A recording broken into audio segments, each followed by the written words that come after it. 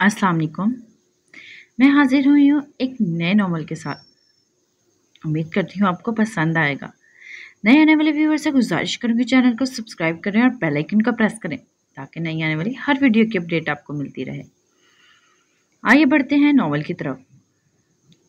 माँ है मोहब्बत, जिसकी राइटर है किरण रफ़ी। ये सुबह न जाने कितने लोगों की जिंदगी बदलने वाली थी। एक तरफ खान हाउस के मकीन थे जो अभी अभी जवान औलाद की मौत से निढाल थे, तो दूसरी तरफ खुशबख्त के घर के मकीन थे जो आज जरगे के फैसले के मुंतजिर थे। सुबह के 9 बजे जरगे की कार्रवाई शुरू हुई थी। दोनों तरफ से दलाइल दिए गए, लेकिन दिलावर खान की तरफ से दलाइल के मजबूती खुशबख्त की बरतरफ से दिए गए। तमाम दलाइल को मात दे गई थी, तो गोया एक और फैसले का इख्तिताम वहीं पर हुआ था। खुशबख्त को 1 घंटा दिया गया था अपनी बेटी को जरगे में लाने का, जबकि दिलावर खान ने अपने एक मुलाजिम को अक्सम को बुलाने का हुक्म दिया था। बख्त, खुदा का वास्ता है, कोई और रास्ता निकालो। मेरी मासूम सी बच्ची है वो, इसे तो दुनिया का पता ही नहीं है। जानते हो ना, 5वीं के बाद मैंने इसे स्कूल से जाने से रोक दिया था। इसकी मासूमियत को इतने सालों से बचा रही हूं मैं। वक्त, वो लोग तबाह कर देंगे मेरी बच्ची को। हम यहाँ से भाग जाते हैं। मरियम, मेरी मजबूरी को समझो। वो लोग कसास चाहते हैं। जरगे के फैसले के मुताबिक यहाँ तो मुझे खान साहब को 10 करोड़ रुपए देने होंगे, या हानम का निकाह दिलावर खान के दूसरे बेटे के साथ करना होगा। खुशबख्त की आंखों में भी आंसू थे। वो भला कब अपनी बच्ची को खुद से दूर कर सकता था, जिसे देखकर ही इसके सारे दिन की थकान उतर जाती थी। बख्त, तुम इनको यकीन दिलाते ना कि तुमने जानबूझकर इनके बेटे पर गोली नहीं चलाई थी। तुम एक चोर का पीछा करते गोली हुई चला रहे थे, और इधर से इनका बेटा गुजरा था, इसलिए इसे गोली लग गई। मरियम वही बात दोहरा रही थी जो पिछले 2 दिनों से दोहरा रही थी, जब से इसने सुना था कि जरगा बुलाया गया है। मरियम, सबको यकीन आ भी जाए तो भी इनका बेटा मरा है। वो किसी सूरत माफ करने को तैयार नहीं। अपनी जान भी पेश कर चुका हूं मैं, लेकिन इन्हें मेरी जान नहीं चाहिए। वक्त के आंसू भी सबके सारे बंधन तोड़ गए थे। हानम जब मुस्कुराते हुए हमसायों के घर से अपने घर आई थी, सामने ही अपने बाप को नासमझी से देखने लगी। अब्बाजान, क्या हुआ है? आप रो रहे हैं? क्या हुआ? और अम्मी भी रो रही हैं। क्या आप दोनों की लड़ाई हुई है? इसकी बात पर मरियम की रोने की शिद्दत आ गई थी। हानम अपनी समझ के मुताबिक आगे बढ़ी और मरियम के गले लग गई। अम्मी चुप कर जाएं, अब्बा तो है ही गंदे, मैं पूछती हूँ इनको। आप चुप कर जाओ ना। वो अपने छोटे छोटे सफेद और गुलाबी हाथों से वो मरियम के आंसू साफ कर रही थी। वक्त ने इनके सर पर बोसा दिया और नम आंखों के साथ इसके हाथ थामते हुए बोला, हो सके तो अपने अब्बा को माफ कर देना। मेरी अम्मी से माफी मांगी अब्बा, क्योंकि वो रो रही हैं आपकी वजह से। इसकी बात पर मरियम ने इसे जोर से खुद में भींच लिया। हानम, अंदर से बड़ी सी चादर लेकर आओ। थोड़ी देर बाद खुशबख्त की आवाज कमरे में गूंजी थी। अब्बा, पहले आप वादा करें, अम्मी से लड़ेंगे नहीं, फिर लेकर आऊंगी चादर। अच्छा मेरी मां, नहीं करता। अब जाओ लेकर आओ चादर, तुम्हें कहीं लेकर जाना है। वक्त, मेरी बच्ची। मरियम के आंसू किसी सूरत कम नहीं हो रहे थे। इस तरह था कि बढ़ता ही जा रहा था। हानम अंदर गई हो एक बड़ी सी चादर लेकर आई। हानम, इससे ओढ़ो और मेरे साथ चलो। वक्त ये बोलकर बाहर की जानिब चला गया, जबकि मरियम ने हानम का हाथ थाम लिया। अपने माँ बाप से कभी बदगुमान मत होना हानम, और जहां तुम जा रही हो अब तुम्हें वहीं रहना है। अल्लाह तुम्हारा हामी और नासिर हो। मरियम ने यह बोलकर इसकी पेशानी पर बोसा दिया, जबकि हानम के तो सर से गुजर गई सारी बातें। हानम अपने बाप के साथ चली गई थी, वक्त घराने की खुशियों को साथ लेकर, जो शायद कभी वापस नहीं आनी थी। खुशबख्त का घराना 4 अफराद पर मुश्तमिल था, जिसमें खुशबख्त, मरियम, खुशबख्त की बीवी हानम, खुशबख्त की बड़ी बेटी जो 12 साल की थी, और रिहा छोटी बेटी जो 7 साल की थी और इस वक्त अपनी नानी के घर दूसरे गांव में थी। अक्सम दिलावर खान के बुलावे पर जरगे में पहुंच जाता, लेकिन वहां जाकर जब इसे जरगे का फैसला मालूम हुआ तो लब भींचकर अपने अंदर इश्तियाल दबाने की कोशिश करने लगा, क्योंकि सरेआम वो अपने बाप के फैसले के खिलाफ नहीं कर सकता था। खुशबख्त हानम को जब वहां लेकर पहुंचा तो जरगे में मौजूद सब लोगों ने इसे देखा। सिर्फ एक अक्सम खान ने इसे देखने की जहमत नहीं की थी। सफेद रंगत जिसकी गुलाबी रंग में भी नुमाया था, नीली आंखें, लंबी मुड़ी हुई पलकें, छोटी सी नाक, फूले हुए गुलाबी रुखसार, तीखे नैन नक्श, गुलाबी छोटे से लब, वो मासूमियत से गुदी 12 साल लड़की वहां मौजूद हर एक को अपनी तरफ मतवज्जो कर गई थी। मौलवी साहब, निकाह पढ़वाएं, दिलावर खान ने ऊंची आवाज में कहा था। हानम बख्त वल्द खुशबख्त, आपका निकाह अक्सम खान वल्द दिलावर खान से 10,000 रुपये सिक्का राज फिल वक्त तय पाया है। क्या आपको ये निकाह कबूल है? मौलवी के अल्फाज पर हानम ने कोई जवाब नहीं दिया। वो तो जरगे के करीब थोड़ी दूर खड़ी एक बकरी को देख रही थी। अब्बा, मैं इस बकरी के साथ खेल लूं? देखिए कितनी प्यारी है ना। हानम अपने बाप का हाथ पकड़कर बोली। इसकी बात पर जरगे वालों ने सवालिया नजरों से खुशबख्त को देखा था, जबकि अक्सम ने बस एक नजर हानम पर डाली थी। हाँ, खेल लेना, पहले जब ये चचा कुछ बोले तो तुमने कबूल है कहना है। खुशबख्त की बात पर हानम की नीली आंखें खुशी से चमकी थी और इसने जोर जोर से अपना सर इस बात में हिलाया था। मौलवी ने जब दोबारा निकाह के कलामात दोहराए तो हानम ने कबूल है कह दिया। 3 दफा कबूल मौलवी ने हानम से कबूलियत ली थी। अब मौलवी का रुख 17 साल अक्सम की तरफ था, जो जमीन पर न जाने क्या तलाश कर रहा था। अक्सम खान वल्द दिलावर खान, आपका निकाह हानम बख्त वल्द खुशबख्त से 10,000 रुपये सिक्का राज फिल वक्त तय पाया है। क्या आपको ये निकाह कबूल है? अक्सम ने एक नजर दिलावर खान को देखा, जो उम्मीद से अक्सम का चेहरा देख रहे थे। कबूल है। एक गहरी सांस लेकर इसने कबूल है कहा था। 3 दफा कबूल है के बाद मौलवी ने निकाहनामा हानम के आगे बढ़ाया और दस्तखत की जगह इसका अंगूठा लगवाया, जबकि अक्सम ने अपने नाम के दस्तखत किए थे। अब्बा, अब हाथ छोड़ दें, बकरी चली जाएगी, हानम ने खुशबख्त को देखकर कहा। खुशबख्त ने बेसाख्ता हाथ छोड़ा और वो भागती हुई बकरी के पास पहुंची। इसको हाथ लगाकर वो खुश हो रही थी, जबकि जरगे में मौजूद लोग अब अपने अपने घरों को रवाना हो रहे थे। खुशबख्त भी एक आखिरी नजर हानम पर डालकर वहां से चला गया, जबकि जाने के बाद अक्सम अपने बाप के पास आया। अब्बा जान, ये अच्छा नहीं हुआ। अक्सम का लहजा गुस्ताखाना नहीं था, लेकिन सख्त जरूर था।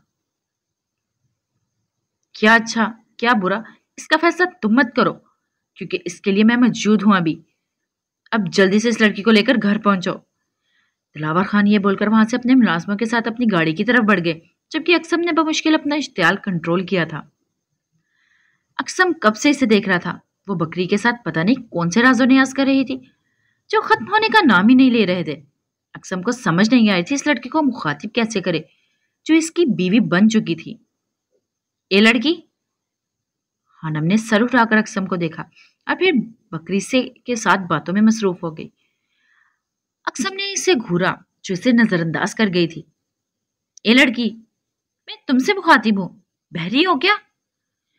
हानम ने फिर से नजरें उठाई और नरमी से बोली। जी बोले। चलो घर जाना है। आप कौन हो और मैं आपके साथ घर क्यों जाऊंगी? हानम की बात पर अक्सम ने आंखें छोटी करके इसे देखा। अभी थोड़ी देर पहले ही तो निकाह हुआ है हमारा, और पूछ रही हूं कि मैं कौन हूं? निकाह? हानम खुद से बड़बड़ाई। हाँ जी, निकाह। अब चलो। अक्सम ने गुस्से से इसे देखा था, जिस पर किसी चीज का कोई असर ही नहीं था। निकाह किसे कहते हैं? और मैं नहीं जा रही आपके साथ, मैं अपने अब्बा के साथ जाऊंगी, हानम मुंह बसोर कर बोली। अक्सम ने सबसे मुट्ठियां बंद की थी। मतलब हमारी शादी हो गई और हम दोनों मियाँ बीवी हैं, मतलब जैसे अम्मी और अब्बा हैं। हानम लबों पर उंगली रखे पुरसोच अंदाज में बोली। मुझे पता नहीं क्यों लग रहा है कि तुम मेरे हाथों कत्ल होने वाली हो। अक्सम ने जबरदस्ती इसका हाथ पकड़ा और तकरीबन घसीटते हुए अपनी गाड़ी तक लाया और पटकने वाले अंदाज में इसे फ्रंट सीट पर बिठाया। खुद गहरा सांस हवा में खारिज करते हुए ड्राइविंग सीट पर आया। गाड़ी स्टार्ट करने लगा जब हानम के रोने की आवाज इस तक पहुंची। क्या हुआ तुम्हें? अब रो क्यों रही हो? अक्सम ने ना चाहते हुए भी इससे सर्द अंदाज में पूछा। मुझे अब्बा के साथ जाना है, वो चादर के साथ अपनी छोटी सी नाक को साफ करते हुए बोली। आइंदा अगर अपने बाप का नाम लिया तो मैं जान ले लूंगा तुम्हारी। अब की बार इसकी धार से हानम का नन्हा सा दिल वाकई सहम गया था। लेकिन मैंने तो अपने अब्बा का नाम ही नहीं लिया, इनका नाम तो खुशबख्त है। अक्सर ने अपना सर स्टेयरिंग पर टिका दिया। पास बैठी लड़की इसकी बर्दाश्त को आजमा रही थी। वो खुद को कंपोज करते हुए इसकी तरफ मुड़ा और नरमी से बोला, देखो लड़की, हानम नाम है मेरा। हानम जल्दी से बोली। इसकी बात मुकाबिल के लबों पर मुस्कुराहट की झलक दिखाकर लम्हे में गायब हुई थी। देखो हानम, आज से तुम्हारे माँ बाप जहां हम जा रहे हैं वो होंगे, मतलब मेरे माँ बाप तुम्हारे माँ बाप होंगे, और तुम्हारे माँ बाप नहीं हैं जिनके पास तुम रहती थी, इसलिए इनको भूल जाओ। इसकी बात पर हानम की आंखें फिर से नम हुई थी। अक्सम को लगा वो बात समझ गई है इसलिए रो रही है, लेकिन इसके अगले अल्फाज पर अक्सम को शॉक कर गए थे। अगर वो मेरे माँ बाप जिनके पास जा रही हूं, तो मतलब आप मेरे भाई हैं। कहाँ थे आप भाई? ला हौला वला कुव्वत, खबरदार मुझे भाई कहा। मैं भाई नहीं तुम्हारा दोस्त हूं। लेकिन अभी तो आपने कहा कि आपके माँ बाप मेरे माँ बाप हैं, तो ये देखो हाथों की तरफ, चुप कर जाओ, मेरा स्टेमिना यहीं तक का था। वो बकायदा हाथ जोड़कर बोला था। अक्सम इतना तो समझ गया था ये लड़की मासूम ही नहीं पतूनी भी है। इसे इस पर तरस आया, लेकिन वो क्या कर सकता था अपने बाप के फैसले के आगे जो सख्त दिल हो गए थे। हानम खामोशी से रोने लगी। शायद इतनी सी बात वो समझ गई थी कि इसका बाप इसे छोड़कर जा चुका है, कभी ना वापस आने के लिए। वो बच्ची थी, मासूम थी, लेकिन बाप की गैर मौजूदगी इसे काफी कुछ समझा गई थी। अक्सम के मुंह से बेसाख्ता अल्हम्दुलिल्लाह निकला था। हानम के खामोश होने पर इसे लग रहा था जैसे इस लड़की के बाप को नहीं, इसे सजा सुनाई गई थी। अक्सम इसे हवेली के अंदर हॉल में छोड़कर चला गया था। हानम वहां मौजूद सोफे पर बैठ गई। कौन हो तुम? एक नर्म आवाज हानम के कानों में पड़ी तो वो उछलकर सोफे से खड़ी हुई। मैं हानम हूं। सामने खड़ी एक दरमियानी उम्र की औरत को देखकर हानम ने जल्दी से जवाब दिया। अच्छा अच्छा, तुम वो लड़की। युसरा बेगम को दिलावर खान ने घर आकर ही बता दिया था जरगे के फैसले का, इसलिए वो अब हानम को देखकर बोली थी। हानम ने जल्दी से अपना सर इस बात में हिलाया। मैं अक्सम की अम्मा जान हूं, तो तुम भी मुझे अम्मा जान कहोगी। उन्होंने शफकत से हानम के गाल पर हाथ रखकर कहा, तो हानम नम आंखों से मुस्कुराकर बोली, आप भी बहुत प्यारी हैं। और इसके अल्फाज अभी मुंह में ही थे जब इसके मुंह पर पड़ने वाले थप्पड़ ने इसे मजीद बोलने से रोक दिया। हानम एक थप्पड़ से अभी संभली नहीं थी जब दूसरा, तीसरा और एक के बाद कई थप्पड़ इसके चेहरे पर अपना निशान छोड़ रहे थे। अक्सा, क्या हो गया है तुम्हें? बस करो, पीछे हटो। क्या हाल कर दिया है बच्ची का तुमने? अम्मा जान ने आगे बढ़कर सख्ती से अक्सा को टोका था। छोड़े मुझे, मैं मार डालूंगी इसको। इसके बाप की वजह से मेरे अहमद मुझे छोड़कर चले गए हैं। मैं जान से मार दूंगी इसे। अक्सा, बस करो। इस हालत में ये सब करना तुम्हारे लिए ठीक नहीं है। अम्मा जान का इशारा इसकी उम्मीद से होने वाले की तरफ था, जो कुछ ही दिनों में ममता के ओहदे पर फायज होने वाली थी। अम्मा जान, मेरा बच्चों तो इस दुनिया में आने से पहले ही यतीम हो गया। क्या मेरे दुख का अंदाजा कर सकती हैं आप? मुझे इसकी शक्ल नहीं देखनी। इसे यहां से कहिए दफा हो जाए। अक्सर तकरीबन चीखते हुए बोली थी, जबकि हानम अपने सुर्ख गालों पर हाथ रखे रो रही थी। रशीदा, रशीदा। रशीदा नामी मुलाजमा किचन से तकरीबन भागते हुए आई थी। जी बड़ी बेगम। इस लड़की को बड़े खान के कमरे में ले जाओ। आवाज के साथ लहजा भी बला का नरम था। हानम बिना कुछ बोले इसके साथ अक्सम के कमरे की तरफ चली गई थी। वो बेचारी तो समझ ही नहीं सकी कि इसे किस चीज की सजा मिली। इसका मासूम सा दिल डर गया था अक्सा के थप्पड़ों से। इसे दर्द महसूस हो रहा था गालों पर, जहां उंगलियों के निशानात उभर कर वाज़ेह हो रहे थे। क्या किस्मत इसे भी वनी की तारीफ समझाने वाली थी, या वो वनी की एक नई तारीख रकम करने वाली थी? हानम 40 साल रशीदा की रहनुमाई में कमरे में दाखिल हुई तो अपनी नीली आंखों को बड़ा करके कमरे की हर चीज को देखने लगी। दरवाजा खुलते ही सामने एक जहाजी साइज बेड था, जिस पर काले रंग की पॉलिश हुई थी और बारीक सा डिजाइनिंग फूलों की सूरत में बनाया था। काले रंग की ही बेडशीट जिसके किनारों पर सुर्ख रंग का काम हुआ था नफासत से बिछाई थी। इसके साथ एक साइड टेबल था जिस पर शीशे का पर्पल रंग का पानी से भरा जग और एक गिलास था। इससे थोड़ा फासले पर एक दरवाजा था जो स्टडी रूम को जाता था। दरवाजे के साथ काले रंग के 3 सोफे थे, जिनके आगे शीशे का टेबल था। दाएं तरफ एक बड़ी सी लकड़ी की अलमारी थी, जिस पर काले और सुर्ख रंग से पेंटिंग की गई थी। सोफा सेट के बिल्कुल सामने एक दरवाजा था, जो वॉशरूम का था, और इसी दरवाजे के साथ दीवार में बड़ा सा आईना नस्ब था। हल्के सुर्ख रंग का दिलबरेज कालीन, जिस पर काले रंग के फूल बने थे, कमरे में बिछा हुआ था। दीवारों पर सफेद रंग का पेंट और हर जगह अक्सम की तस्वीरें थी, जो घर वालों के साथ थी और कुछ अकेले की। कमरे की हर चीज काले और सुर्ख रंग से सजी थी। हानम होनको की तरह मुंह खोले अंदर आने लगी तो रशीदा ने इसे टोक दिया। ए लड़की, अपना जूता उतारो। बड़े खान बहुत सफाई पसंद है, गुस्सा कर जाएंगे तुम्हारे जूते को अंदर देखकर। हानम ने जो चप्पल पहनी थी उतारी और आहिस्ता से कदम उठाती गौर से अक्सम की तस्वीरें देखने लगी। सफेद रंगत, बुरी आंखें, काली घनी पलकें, हल्की सी दाढ़ी, खड़ी मगरूर नाक, अनाबी लग, मगरूराना नैन नकुश। खर्च के वो हर लिहाज से खूबसूरत लड़का था। हाय, ये तो वही है जो मुझे गाड़ी में यहाँ छोड़कर गए हैं। कितने प्यारे लगते हैं ना ये तस्वीरों में, हानम खुद से बोली थी। रशीदा ने हैरत से इस लड़की को देखा, जो सूजे हुए गाल पर हाथ रखकर अक्सम की तारीफ कर रही थी। तुम इधर बैठो, मैं तुम्हारे गाल पर ये ट्यूब लगा देती हूँ। रशीदा बैठ के साइड टेबल से फर्स्ट एड बॉक्स निकालकर हानम की तरफ बढ़ते हुए बोली।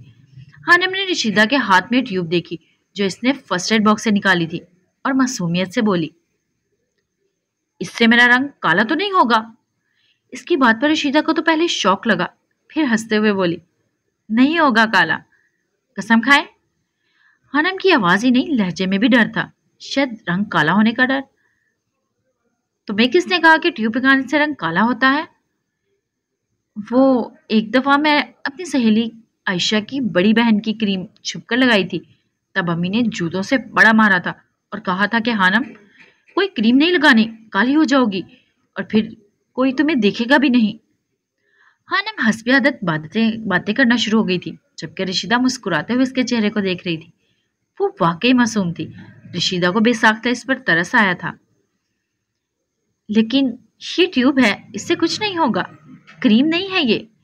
रशीदा ने इसे समझाना चाहा, लेकिन वो हानम ही क्या जो समझ जाए। हाँ तो इसी की बहन होगी, जैसे मेरी बहन है रेहा, ये ट्यूब भी इसी क्रीम की बहन होगी। तुम अगर ये ट्यूब नहीं लगाओगी तो तुम्हारा गाल काला नहीं लेकिन नीला जरूर हो जाएगा, इसलिए ये थोड़ी सी लगाने दो ताकि तुम्हारा गाल नीला ना हो। रशीदा ने इसे प्यार से पुचकारने की कोशिश की। अच्छा चलो फिर थोड़ी सी लगा दें, वरना हानम काली होगी तो इसे वो अम्मा जान प्यारी भी नहीं बोलेंगी।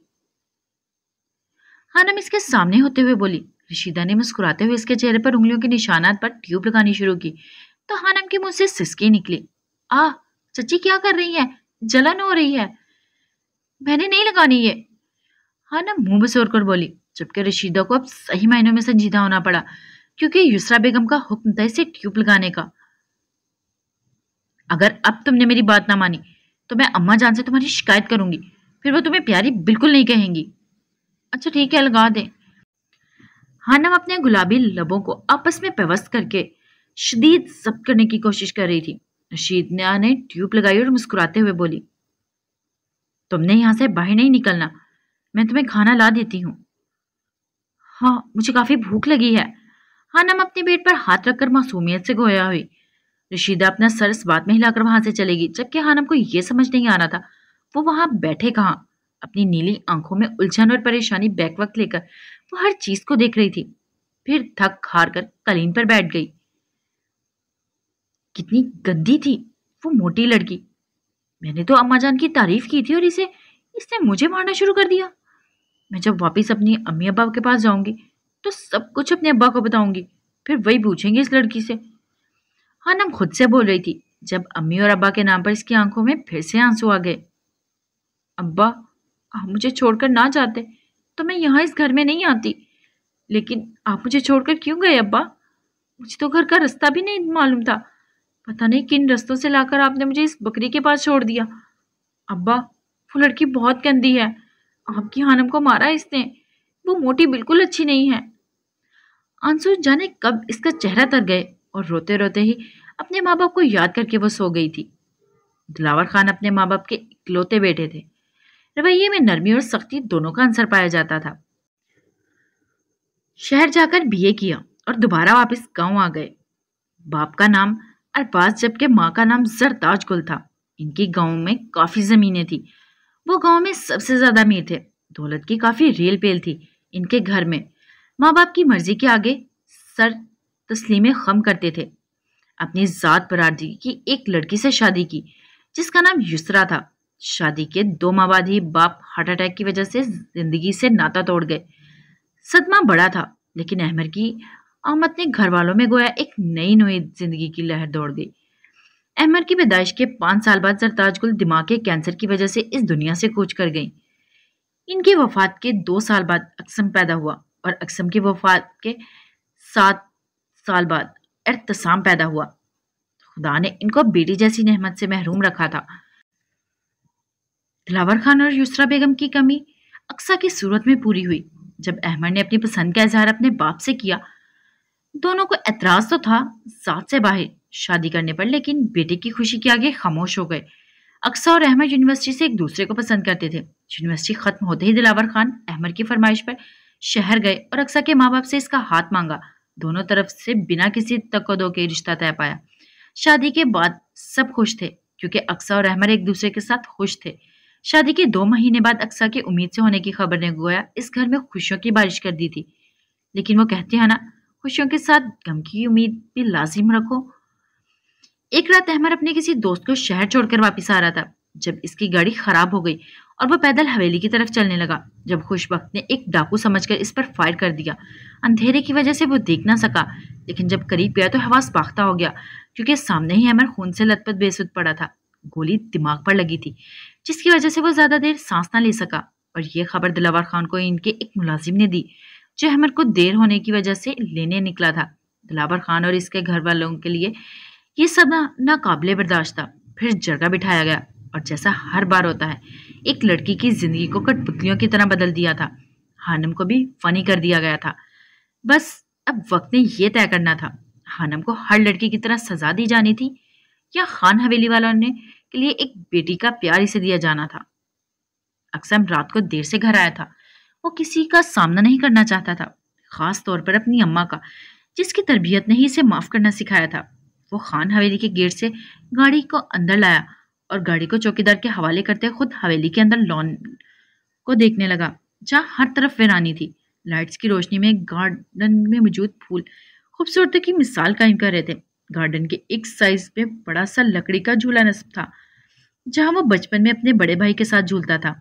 इससे थोड़े फासले पर 4 लकड़ी की कुर्सियां और 2 सोफे थे जिनके दरमियान में मुस्ततील नुमा मेज था। एक जख्मी मुस्कुराहट इसके चेहरे पर आई थी।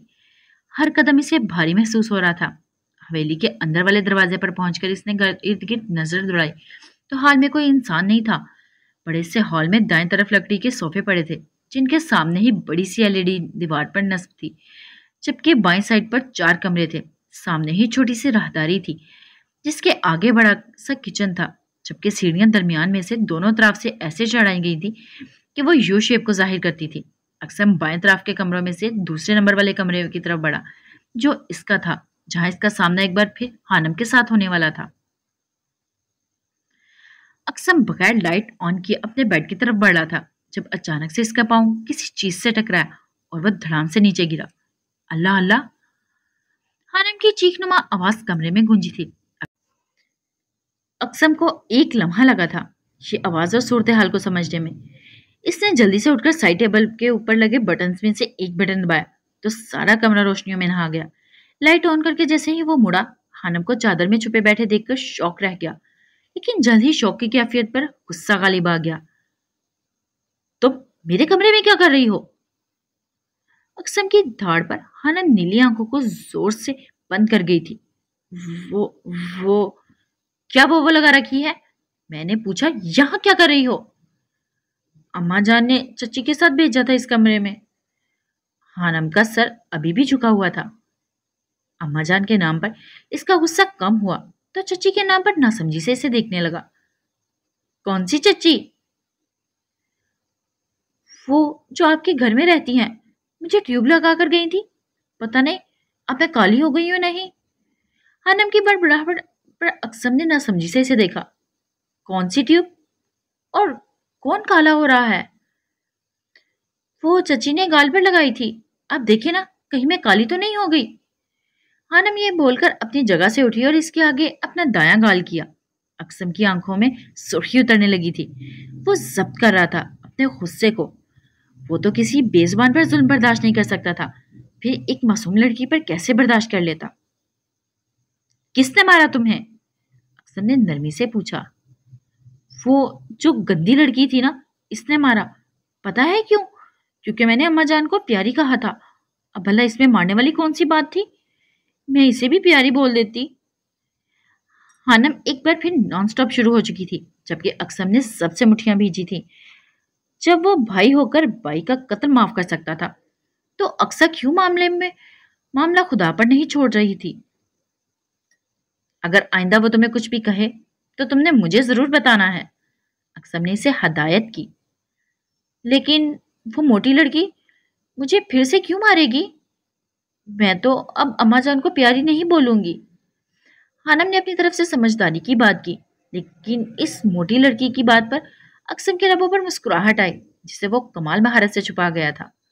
देखो हानम, ऐसे किसी को मोटी नहीं कहते, बल्कि किसी को भी की भी बुराई नहीं करते। बुरी बात होती है, अल्लाह ताला गुनाह देते हैं। अक्सम ने नरमी से समझाया तो हानम ने अपना सर इस्बात में हिला दिया। लेकिन अगर इसने दोबारा मारा तो बोला तो है मुझे बताना। लेकिन मुझे तो आपका नाम ही नहीं आता और आपने भाई बोलने से भी मना कर दिया है। फिर मैं आपको क्या बोलूं? क्या बोलकर शिकायत लगाऊंगी? हानम की बात पर अक्सम ने रुख मोड़कर मुस्कुराहट को लबों से आजाद किया था। तुम मुझे खान बोलोगी और हम दोस्त हैं, जैसे तुम्हारी सहेली होती है ना, वैसे दोस्त। अक्सम ने इसे समझाया। लेकिन आयशा की तो 2 चोटियां होती हैं, आपकी तो नहीं है, फिर आप सहेली कैसे हुए? हानम की बात पर अक्सम का दिल किया कि इसे उठाकर कहीं दूर फेंक दे। क्योंकि मैं एक लड़का हूं और वो एक लड़की है। अक्सम ने इसे घूरा था। अच्छा, तो लड़के भी सहेली होते हैं? चलो ठीक है, आज से आप मेरी सहेली हैं। हानम दोनों हाथों की ताली बजाकर खुशी से बोली। हाँ मेरी माँ, अब जाओ बेड पर सो जाओ, मैं दूसरे कमरे में जा रहा हूँ। अक्सम ये बोलकर वहां से जाने लगा जब हानम इसके सामने आ गई। मुझे अकेले में डर लगता है, आप यहीं सो जाओ मेरे पास। इसकी बात पर अक्सम ने इसे घूरा था। मैं तुम्हारे साथ बेड पर नहीं सो सकता। ऐसा करो, तुम बेड पर सो जाओ, मैं यहाँ सोफे पर सो जाता हूँ। अक्सम ने गोया प्रॉब्लम का हल निकाला। हानम ने एक नजर इसे देखा और फिर खामोशी से बेड की जानिब बढ़ने लगी, लेकिन फिर रुककर जैसे अक्सम की तरफ देखा और पलटी। अक्सम ने गुस्से से इसे देखा। अब अगर एक लफ्ज भी मुंह से निकाला तो बाहर कुत्तों के पास छोड़ाऊंगा। कुत्तों की बात पर हानम भागकर बेड पर पहुंची थी, जबकि अक्सम इसकी तेज तरीन रफ्तार पर अपनी मुस्कुराहट का गला घोट गया था। अक्सम सोफे पर नीमदराज था। काफी मुश्किल से वो इस सोफे पर सो रहा था, क्योंकि इसका कद 6 फुट 4 इंच था। बार बार करवट बदलते हुए मुश्किल से ही सोया था, जब इसके किसी जोर से कंधा हिलाकर पुकारा, खान। अक्सम हड़बड़ाकर उठ गया। या अल्लाह खैर। बेसाख्ता इसके मुंह से ये अल्फाज निकले थे, लेकिन जैसे इसकी नजर सामने खड़ी हानम पर पड़ी, इससे गुस्सा आ गया। क्या है? मुझे भूख लगी है, मैंने खाना भी नहीं खाया। चच्ची लेने गई थी खाना, लेकिन वो नहीं आई। हानम की बात पर अक्सम सोफे से उठा और जाकर कमरे की लाइट ऑन की। तुमने इतनी रात को मुझे अपनी भूख की वजह से उठाया है? अक्सम ने इसे घूरा। हानम ने जोर जोर से अपना सर इस बात में हिलाया। तो जब रात को मैं आया था तब मुझे बोल देती खाने का। अक्सम को गुस्सा आ रहा था। तब मैं भूल गई थी कि मुझे भूख लगी है। हानम ने मुंह सोर कर बोली। इसकी बात पर अक्सम अश अश कर उठा था। कोई खाना खाना कैसे भूल सकता है हानम? मैं भूल जाती हूँ। आपको मालूम है, रात को जब मैं खाना नहीं खाती थी तो अम्मी उठाकर खिलाती थी, क्योंकि मैं भूल जाती थी ना। हानम चुप कर जाओ और तुम यही रुको, मैं खाना लेकर आता हूँ। अक्सम ये बोलकर बाहर चला गया, जबकि हानम वहीं बेड पर बैठ गई। तकरीबन 10 मिनट बाद वो कमरे में दाखिल हुआ तो इसके हाथ में एक बाउल था, जिसमें एक चम्मच था। इसने वो बाउल हानम के आगे रखा। کھانے کو اس وقت کچھ نہیں تھا، اس لیے یہ بنا کر لایا ہوں۔ خانم نے ایک دفعہ باؤل کو دیکھا اور پھر اقسم کو، جو اب دوبارہ صوفے پر جا رہا تھا۔ خان، یہ تو دھاگے ہیں، وہ بھی موٹے موٹے۔ خانم کی بات اقسم نے صدمے سے خانم کو دیکھا تھا، جو نوڈلز کو دھاگے بول رہی تھی اور بیڈ سے اٹھ گئی تھی۔ یہ نوڈلز ہیں، اقسم نے دانت پیستے ہوئے کہا تھا۔ خانم بیچاری کبھی اس باؤل کو دیکھ رہی تھی تو کبھی اقسم کو۔ بالآخر 2 منٹ کی خاموشی کے بعد وہ بولی، ان دھاگوں کا نام نوڈلز ہے یا جو بھی ہے، میں کیا کروں؟ آپ مجھے کھانا لا کر دیں۔ خانم، یہ نوڈلز ہیں، اور اب اگر تم نے انہیں دھاگے بولا تو قسم سے 2 تھپڑ لگاؤں گا۔ انہیں کھاتے ہیں، سمجھی تم؟ اب کھانے ہیں تو کھاؤ، ورنہ میری طرف سے بھاڑ میں جاؤ۔ اقسم غصے سے بول کر صوفے پر بیٹھ گیا۔ خانم کی نیلی آنکھوں میں نمی آنسوؤں کی صورت گالوں پر نکلنے لگی۔ میں ابا کو بتاؤں گی کہ آپ بہت برے ہیں، مجھے دھاگے نہیں، نوڈلز۔ اقسم کی گھوری پر جلدی سے بولی تھی، آپ مجھے یہ کھلا رہے تھے، دیکھنا وہ آپ کو ماریں گے۔ میں اپنی امی کو بھی بتاؤں گی، وہ بھی آپ کو مارے گی ڈنڈے سے، جیسے مجھے مارتی ہے۔ بات نہ ماننے پر میں روح کو بھی بتاؤں گی، وہ بھی آپ کے بال کھینچے گی جیسے عائشہ کے کھینچتی ہے۔ لیکن آپ کے بال تو چھوٹے ہیں، وہ کیسے پکڑے گی؟ خانم روتے ہوئے بول رہی تھی۔ اقسم صدمے سے اسے سن رہا تھا۔ خانم کی نئی پریشانی پر اقسم نے دانت پیسے تھے۔ یہ روح کون سی ہستی ہے جو میرے بال کھینچے گی؟ میری بہن ہے چھوٹی، نانی کے گھر گئی ہے، ریحا نام ہے، لیکن سبھی سے روح بلاتے ہیں۔ وہ اسکول بھی جاتی ہے، اور اگر کوئی مجھے کچھ کہے تو اسے مارتی بھی ہے۔ اور بس کر دو خانم۔ خانم کی زبان کینچی کی طرح چلتی تھی۔ یہ بات اقسم چند گھنٹوں میں ہی جان گیا تھا۔ خانم کی زبان کو بریک لگی اور پھر سے رونے لگی۔ مجھے بھوک۔ خانم چپ کرو، میں کھانا لاتا ہوں۔ یہ بول کر اقسم نے نوڈلز کا باؤل پکڑا اور دوبارہ سے کچن کی طرف چلا گیا، جبکہ خانم جلدی سے آنسو صاف کرتی صوفے پر بیٹھ گئی۔ جس عمر میں لوگ ڈاکٹر اور بزنس مین بننے کا سوچتے ہیں، اس عمر میں اب بیوی پالوں گا۔ اقسم انڈا فرائی کرتے ہوئے مسلسل بڑبڑا رہا تھا۔ 20 منٹ میں بریڈ کے اندر انڈا اور کیچپ لگا کر اس نے وہ پلیٹ میں رکھے اور کمرے کی طرف چلا گیا۔ پلیٹ کو خانم کے سامنے رکھتے ہوئے وہ اس کے ساتھ صوفے پر کچھ فاصلے پر بیٹھا۔ خانم، یہ کھا لو چپ چاپ، اور یہ کوئی گندی چیز نہیں ہے، انڈا ہے اس میں، اور کھانے سے پہلے تمہاری آواز اگر آئی تو میں تمہیں باہر جو کتے ہیں ان کے آگے پھینکاؤں گا۔ اقسم کی دھمکی کام کر گئی تھی۔ وہ چپ چاپ کھانے لگی۔ تھوڑی دیر بعد وہ اٹھی اور بیڈ پر جا کر لیٹ گئی، جبکہ اقسم نے بے ساختہ اللہ کا شکر ادا کیا تھا۔ پتہ نہیں باقی کی زندگی اس کے ساتھ کیسے گزرنے والی تھی۔ صبح دستک کی آواز سے وہ اٹھا اور اس کی نظریں سامنے تھی۔ بیڈ کی بائیں جانب کھڑکی سے روشنی خانم کے چہرے سے ٹکرا رہی تھی۔ کالے بال جو چوٹی سے باہر بکھرے ہوئے تھے، لیکن بائیں سائڈ پر چادر سے خود کو ڈھانپا ہوا تھا، بس چہرہ نظر آ رہا تھا۔ وہ گہری سانس بھر کر رہ گیا تھا۔ وہ صوفے سے اٹھا اور دروازہ کھولا۔ سامنے ہی اما جان کھڑی تھی۔ وہ نظریں جھکا گیا تھا۔ ان کی نظروں میں موجود سوالوں سے وہ نظریں چرا گیا تھا۔ میں تمہارا اپنے کمرے میں انتظار کر رہی ہوں بڑے خان، آ جاؤ۔ اقسم نے دیوار پر لگی بڑی سی گھڑی کی طرف دیکھا، جہاں صبح کے 10 بج رہے تھے، مطلب ابا جان زمینوں پر جا چکے تھے۔ جی ابھی آتا ہوں۔ وہ جانتا تھا وہ خود کیوں بلانے آئی ہیں، کیونکہ رشیدہ بی کے بلاوے پر وہ گھر سے ہی چلا جاتا۔ ان کے سوالوں کے جوابات جو نہیں تھے اس کے پاس۔ میرے ساتھ چلو بڑے خان، یسریٰ بیگم نے سنجیدگی سے حکمانہ انداز میں کہا، تو وہ ایک نظر سوئی ہوئی خانم کو دیکھ کر دروازہ بند کر کے ان کے پیچھے چلنے لگا۔ کمرے میں پہنچ کر وہ بیڈ پر بیٹھ گئی، جبکہ اقسم ابھی کھڑا ہی تھا۔ کیا ہم اپنی تربیت پر سوال اٹھائیں خان؟ کیوں کیا آپ نے اس سے نکاح؟ اس معصوم بچی کو دیکھ کر مجھے ہول اٹھ رہے ہیں۔ جانے کیسے اس کے گھر والے برداشت کر رہے ہوں گے۔ کیوں تم نے انکار نہیں کیا؟ یسریٰ بیگم نے نرمی سے استفسار کیا۔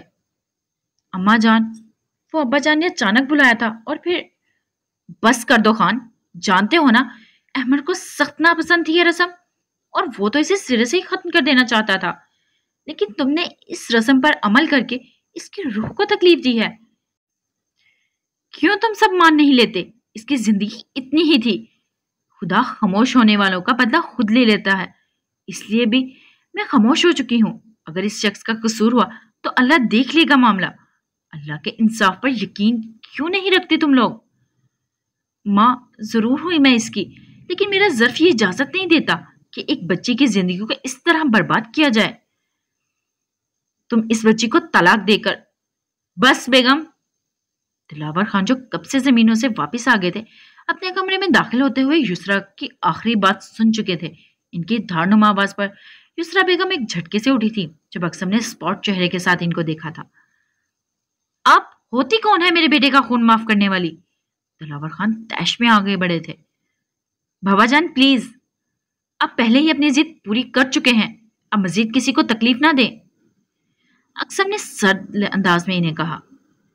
جان تھا وہ خان حویلی کی، چھین لیا اس بدبخت نے ہم سے، تو آپ ہی سے قتل کروا دیتے، حساب برابر ہو جاتا۔ اس بار یسرا بیگم نے اپنا لہجہ مضبوط بنانے کی کوشش کی تھی۔ جیسے ہم مریں گے پل پل لاڈلے خان کو یاد کر کے، ویسے وہ بھی تڑپیں گے اپنی بیٹی کے لیے۔ یہ سزا وہ زندگی بھر بھگتیں گے، سمجھیے آپ؟ اب بلائیں اس لڑکی کو، سب کے لیے ناشتہ بنایا جائے۔ دلاور خان کی بات پر اقسم کے اندر غصے کی ایک لہر دوڑ گئی تھی، جبکہ یسرا بیگم نے تعصب سے ان کے چہرے کو دیکھا تھا، جو ہمر کی موت کے بعد سخت دل ہو گئے تھے۔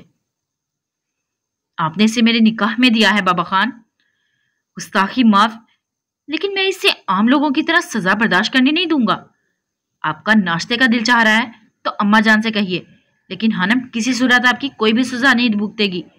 اگر ایسا ہوا تو آپ اپنا دوسرا بیٹا بھی کھو دیں گے۔ اقسم مضبوط لہجے میں بول کر وہاں سے چلا گیا، جبکہ دلاور خان نے غصے سے یسرا بیگم کے جھکے سر کو دیکھا۔ یہ ہے آپ کی نافرمان اولاد۔ ان کی بات پر یسرا بیگم نے بے ساختہ مسکراتے ہوئے سر اٹھایا تھا، کیونکہ ایک اقسم ہی تھا جس کی ضد دلاور خان سے زیادہ پکی تھی۔ دلاور خان انہیں گھور کر وہاں سے چلے گئے۔ انشاءاللہ ہم سب کو صبر عطا کر، آمین۔